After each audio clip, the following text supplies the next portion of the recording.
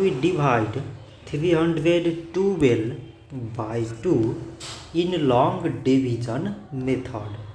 So 2 times 1 means 2. On subtracting we get 1. So now this 1 is less than 2. So we put down the number beside this 1. So it became 11 and 2 times 5 means 10. On subtracting we get 1. So again this 1 is less than 2. So we put down the number beside this 2. So it became 12 and 2 times 6 means 12. On subtracting we get 0. So 312 divided by 2 is 156.